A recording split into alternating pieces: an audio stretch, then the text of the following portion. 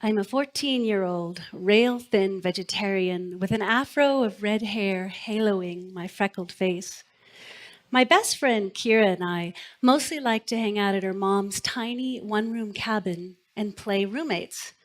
Unbeknownst to my own mother, Kira's mom is rarely home, spending most of her time at her boyfriend's beach house across the island that we live on. She's building a new house nearer to the main road, and when she's not at her boyfriend's, she's at the construction site up to her elbows in bricks and mud. This leaves Kira and I with a lot of time on our hands to come up with bad ideas, like the time we decided to sneak into the senior keg. Kira's older brother, a year out of high school himself, has been told the ultra-secret location of the senior keg. This is a party for graduating seniors of which the sole mission is to drink copious amounts of beer. Why Steve, Kira's brother, thought it would be a good idea to tell his 14-year-old sister the location of the party is beyond me. But once we know, we feel compelled to go. It's like having a map to a secret treasure. The night of the party, we rock out to Adam Ant, Duran Duran, and Billy Idol while raiding Kira's mom's closet, putting on and taking off every conceivable variation of outfit and makeup possible. Given that we will be hiking 2 miles across the backbone of the island to get to the party, we make the only sane decision of the night and decide to wear white so we can best see each other in the dark. A boy that I have a crush on, Royce, will be at the party, a graduating senior. I've never actually spoken to Royce, but I would like to. Kira and I approach the party from a beach trail that I know, and as we get close, we are both astonished at the bacchanal before us. There's a large bonfire burning, and there are many kids, all with plastic cups of beer in their hands. They are dancing, yelling, and shoving each other very near to the fire. The scene is chaotic and overwhelming to both of us. We soon find ourselves with cups of beer thrust into our hands and are shortly separated. I've never had alcohol before, and I soon find myself very drunk. A group of 4 guys have started taking other kids by their limbs and throwing them into the frigid Puget Sound. I'm terrified that I'll be thrown in too. At some point, Royce has joined me, but I'm too drunk and strange feeling to care. I just want to go home. Royce offers to give me a ride back to Kira's on his motorcycle, and I like the steadying feeling of holding on to him as we ride past the tall trees on an otherwise untraveled highway. My next memories are strange fragments, illuminated and then dark again.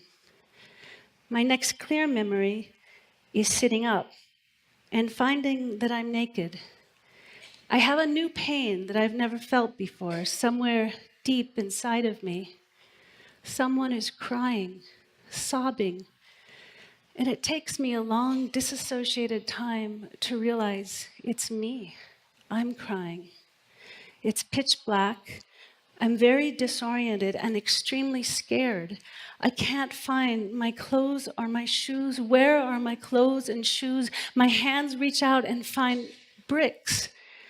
And I realize I'm at the construction site. I stand, brush dirt and debris from my body, and I start walking naked down the long gravel driveway to Kira's cabin. I'm puking, stumbling, crying. I make it to the cabin, and I stay up the rest of that hard, strange night, waiting for Kira.